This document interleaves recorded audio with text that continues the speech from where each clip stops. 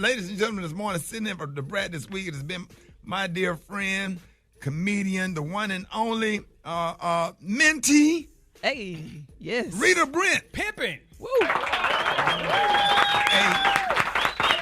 Hey, Rita, something came up on Facebook yesterday that you posted that it's our anniversary. We've been knowing each other 7 years. 7 whole years. It's the year of completion, ain't it? Yeah. Yes, Rick. We met 7 years ago at the Start On Comedy Club. In my opinion, one of the best comedy clubs in America.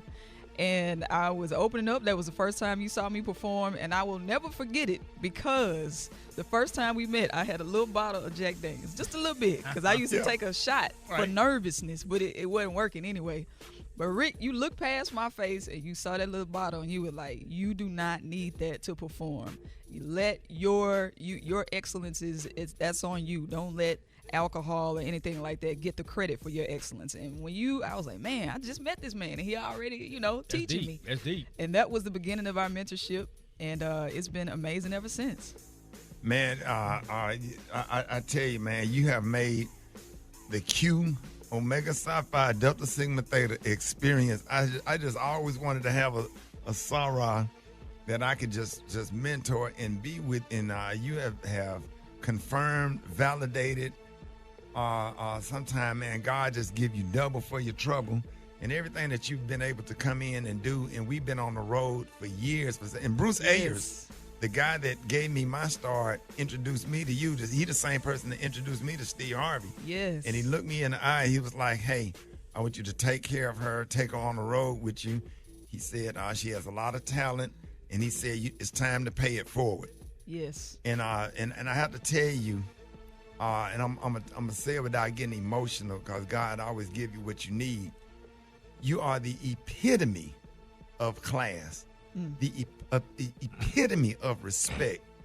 Even regardless of how good you know me, you never become too comfortable and too familiar. Never had to correct. And when I talked to you about having that, taking you a shot before you go on stage, that was the only thing I ever had to say to you in these past 7 years. Your professionalism, and then you went on to open up for Cedric the Entertainer, traveled all over the country with him, and I'm just excited to have you in my life. Everything that we ask you to do, you do it. You do it with excellence, and you bring so much. You just bring so much to the Special K. I mean, you've been on the road with us. Everything you said about Rita. That is so true. The professionalism, the class, the class, just the respectfulness, pretty much the opposite of everything that I am. No class, no respect, way too comfortable. Yeah. So Rita, what is it like having Rickey as your mentor? Then, since all that's being said, what is it like having him as a mentor? Gary, I really feel like God knew what he was doing, because when I talk to other counterparts in the industry, they're telling me about their on-the-road experiences with certain comedians.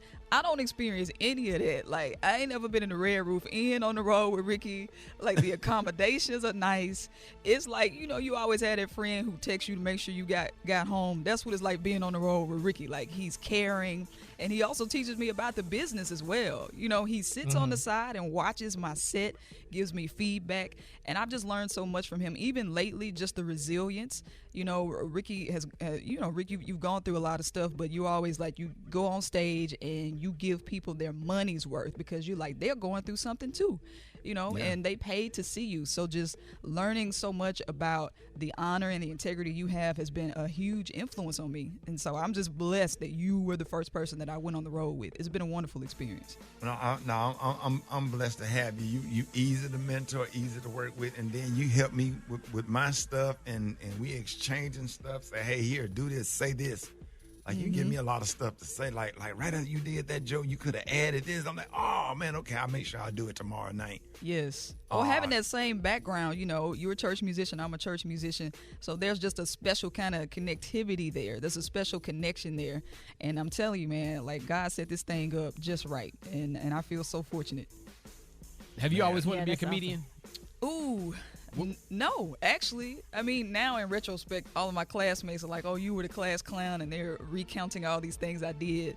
But I thought I was gonna be like playing drums for Prince, you know, because I've been playing drums since I was 8 years old. My mama put me on the drum set at a young age. She's a musician as well, so I thought music would be my claim to fame. So it's cool that now I'm doing comedy and music. Love it. Yeah.